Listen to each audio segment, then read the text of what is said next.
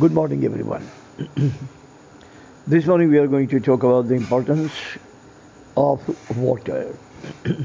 Water is known as Maya, but in Greek language it is known as Maya, but in Sanskrit it is known as a kind of illusion.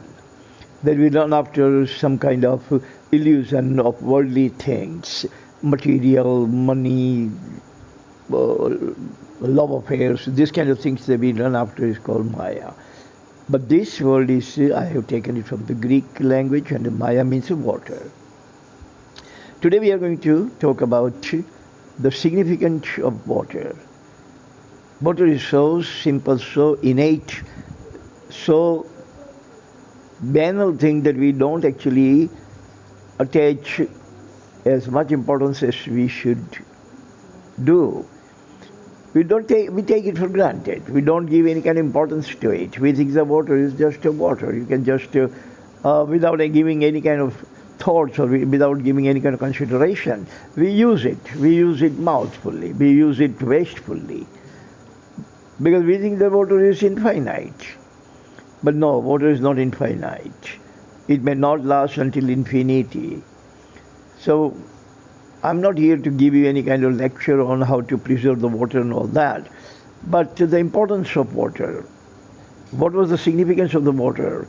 What is the significance of water in contemporary civilization? And what happens and what happened for the water? So I have actually created 4 points to elaborate the significance, the vitality, the importance, and pivotal qualities of water. Number 1. Wars are fought for Maya. Most of the wars in the past were fought because neighboring nations have more water than the nation.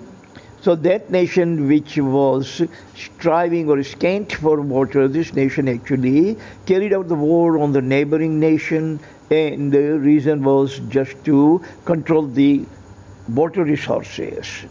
Even today, why Israel is crazy about Palestine? Because Palestine has plenty of water, and Israel has no water at all. Only 3 inches of rain falls every year.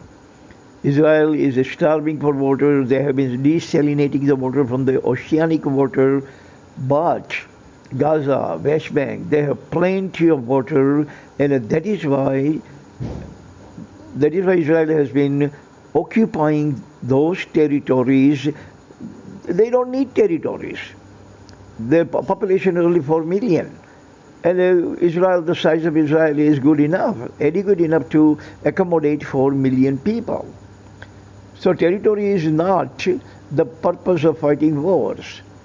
But the real purpose of fighting war is that West Bank and Gaza, entire Palestine, has plenty of water. Subterranean water is plentiful, and that is why Israel is actually fighting wars so that in future they don't have to starve of water, or they don't have to die of water thirst. Point number 2, civilization rooted in Maya. Civilization always began, in the beginning of civilization, on the bank of rivers.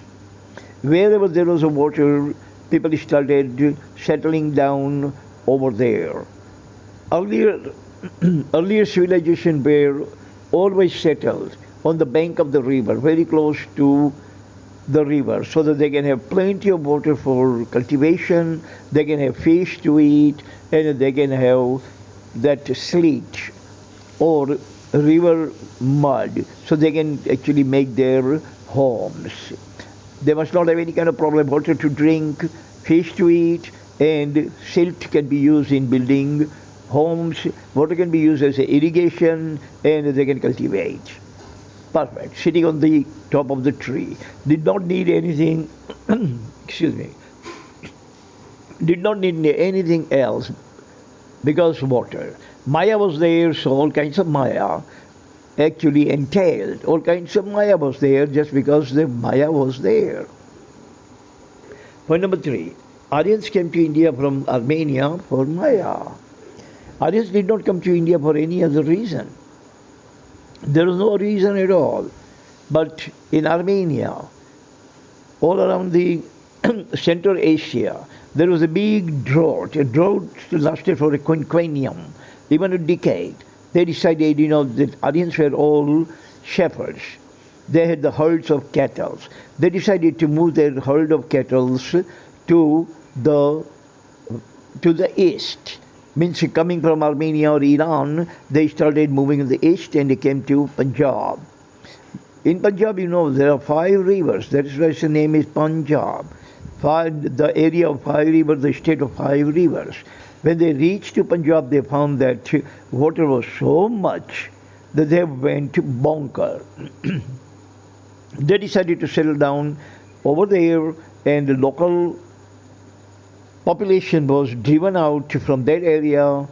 Takshila and Nalanda were in that area. They were both destroyed, and they settled down in Punjab. And today all this Punjabi like Jat and the Sikhs and all those are all Aryans. Aryans, that's why their religion offers them to carry dragger. Dragger is carried, knife is carried, sword is carried in the religion, because Aryans always carried sword with them.